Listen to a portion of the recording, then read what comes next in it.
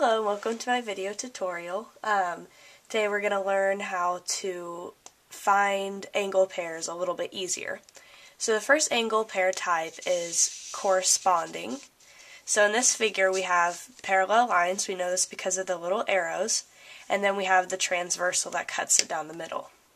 So first of all, let's say that in the question it gives us that this angle and this angle are corresponding.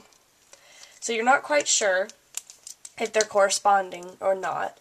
So a good way to check, and the easy way to memorize this, is that if you go and highlight each angle like this, you'll notice that it creates a flag or an F, an upside down F. So anytime that the angles, if you go over with a highlighter or just go over in pencil on a quiz or a test, you'll know that corresponding always creates an F shape. Okay, so the next one is alternate interior. So once again we have our parallel lines cut by a transversal. Now, alternate interior, this means that the angles have to be inside the parallel lines and they have to be on opposite sides. So it would be these two. Is just one example of them. Now, if you're wondering if you don't think you're right or not, you're going to go over the angles again, just like we did in corresponding, but we're going to go like this, and then like that, and it creates a Z. So you've highlighted each angle on each side, and it's created a Z. So the next is alternate exterior. Alternate exterior is similar to interior, but it's on the outside. So in this figure, we have the two parallel parallel pairs, and then it's cut by a transversal. So to find the alternate exterior, it's going to be on the outside of the parallel lines, like that.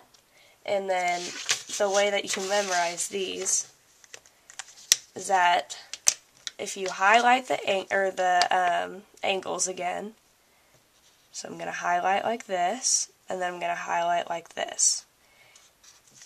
If it makes these two little, triangles that are facing opposite of each other, so their vertexes are closest to each other, then that means that they're alternate exterior. So anytime you highlight them and they are opposite, they're facing opposite of each other, then you know that's alternate exterior. The last one is same side interior.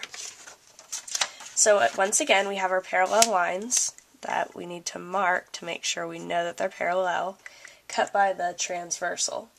So if it's on the same side and it's interior, then it's inside the parallel lines and it's on the same side of the transversal. So it would be these two. So to make sure that you're correct, you would highlight the two angles like this,